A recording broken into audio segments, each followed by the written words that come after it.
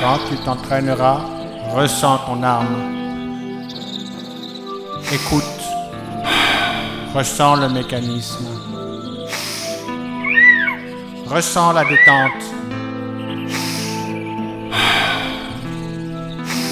Concentre-toi. Ne fais plus qu'un avec elle.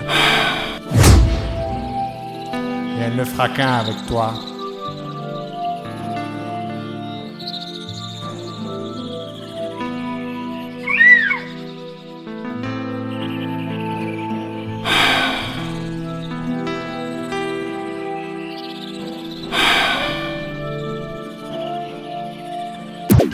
Aidez-moi.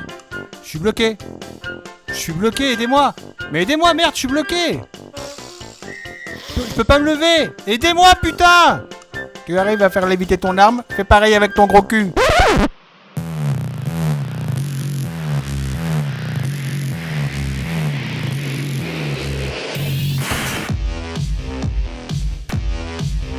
Bonjour à tous, bienvenue à Gajoubert, on se retrouve pour un nouveau tutoriel. D'ici la fin des vacances, j'ai prévu de vous en proposer encore deux, donc celui-ci et un autre. Donc en tutoriel, je vous avais présenté la position, la prise en main, la visée, et il me semblait naturel de parler du coup de doigt. Car en effet, mon premier tutoriel, je vous avais dit progresser au tir sans tirer une cartouche, je parlais évidemment du travail à sec qui doit avoir une place importante dans votre entraînement, mais on m'avait fait des remarques comme quoi je n'avais pas expliqué l'action du doigt sur la queue de détente. C'est ce que je vous propose de voir aujourd'hui. Et notamment, nous allons parler du coup de doigt. Alors commençons déjà par définir ce qu'est le coup de doigt, pour être sûr que nous parlions tous de la même chose. Le coup de doigt désigne tout simplement une mauvaise action du doigt sur la queue de détente qui entraîne un décalage en cible de nos impacts. Ainsi, les droitiers souvent vont tirer en bas à gauche et les gauchers en bas à droite. Donc le coup de doigt peut être synonyme de détente chaude, d'arracher sa queue de détente, ou tout simplement d'appuyer comme un gros cochon sur sa queue de détente. Déterminons les causes du coup de doigt. Alors les coups de doigt, ils peuvent être dus à une appréhension, consciente ou inconsciente, du recul. Ils peuvent être dus aussi à une envie de se débarrasser du tir, c'est-à-dire boum, en finir vite. Ils peuvent être dus aussi à une anticipation. On va voir par exemple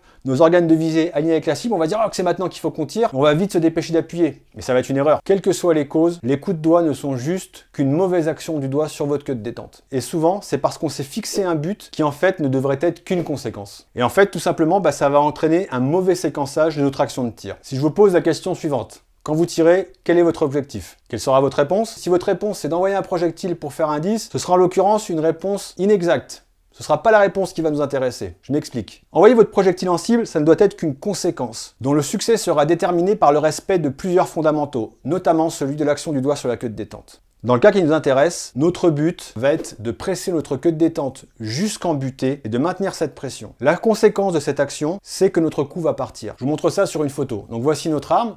On a le point A, on a le point B. Bon, j'imagine que vous savez tous qu'il faut aller du point A au point B, mais l'objectif, ça va être d'y aller et de maintenir la pression au point B. Quand je vais arriver en butée, je vais continuer à presser. Donc je vais vous donner un exercice qu'il faudra travailler. On peut le travailler à sec ou avec des munitions. Mouvement de charge, je prends ma visée, je mets mon doigt sur ma queue de détente, je vais rattraper le jeu de ma queue de détente. Quand je vais arriver à mon cran d'armée ou à mon point dur, je vais appliquer une pression progressive et continue jusqu'en butée. Et en butée, je vais maintenir ma pression. Et je vais compter 330, 331. Pourquoi? Parce que ça correspond à peu près à 2 secondes. À partir de là, j'aurai deux choix. Soit sortir mon doigt, faire doigt long, soit revenir au reset pour pouvoir retirer. Vous pouvez faire comme vous voulez, soit doigt long, soit le reset et décider de retirer. Le but, c'est de ne pas systémiser une méthode ou l'autre. Donc je répète, la bonne séquence pour tirer, je prends ma visée, je mets mon doigt sur ma queue de détente, je rattrape le jeu de la queue de détente, arrivé sur mon point dur, pression progressive et continue jusqu'en butée, et je maintiens ma butée. Et là, je choisis soit de retirer, soit doigt long. Donc on va se retrouver sur le stand, je vais vous le montrer. Donc je vais faire d'abord avec l'option de faire doigt long et après l'option de retirer. Comme ça vous verrez les deux séquences. Allez, c'est parti.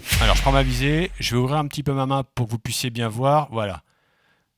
Donc je mets mon doigt sur ma queue de détente et je vais rattraper le jeu de la queue de détente. Donc c'est ce que je vous ai expliqué, le jeu.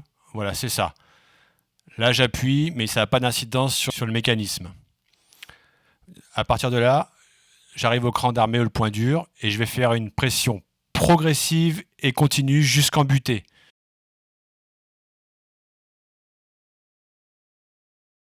Et voilà, on vous rappelle de l'objectif, c'était de venir ramener ma queue de détente en butée contre la carcasse.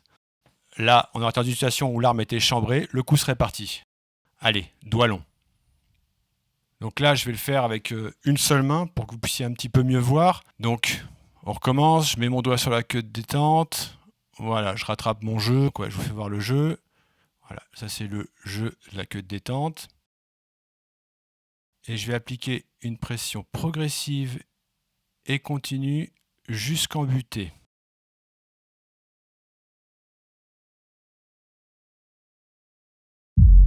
Je mets mon doigt sur la queue de détente, je rattrape mon point dur, pression progressive et continue jusqu'en butée.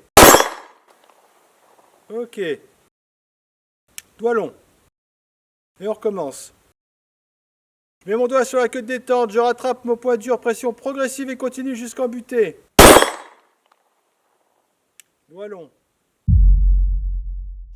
Donc là, on va le revoir, la séquence de plus près et au ralenti. Rattrape mon point dur, pression progressive et continue jusqu'en butée. Et doigt long. Je recommence. Pression progressive et continue jusqu'en butée. La conséquence, c'est que le coup il part. Doigt long. Maintenant, on va passer à l'étape suivante, si on veut enchaîner après les coups.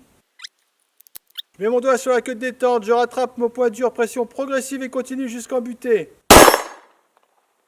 Ok. Mon doigt est toujours collé contre la carcasse avec la queue de détente, je reviens, j'écoute le clic. C'est le reset, c'est que je peux retirer. Et je recommence. Donc là, on voit pareil la séquence au ralenti. Doigt détente, je rattrape le jeu. Pression progressive et continue jusqu'en butée. La conséquence, c'est que le coup part.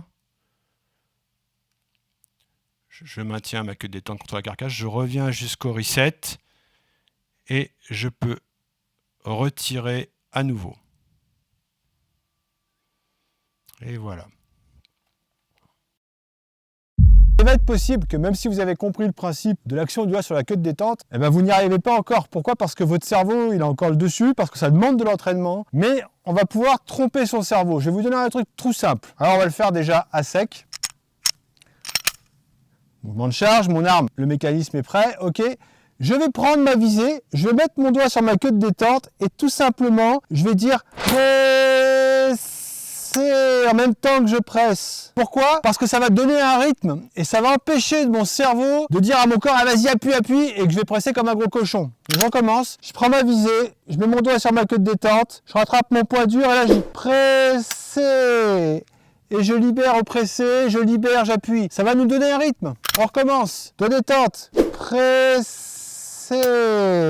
Et ça va nous permettre de, petit à petit, briser un petit peu ce qu'on a mis en place avec notre cerveau qui nous fait appuyer comme un gros cochon sur la queue de détente. Alors bien sûr, on peut le faire avec des munitions. Je mets mon doigt sur ma queue de détente, je rattrape mon point dur. Pressé. Reset. Pressé. Doigt long si je veux. Je reviens sur ma queue de détente. Pressé. Pressé.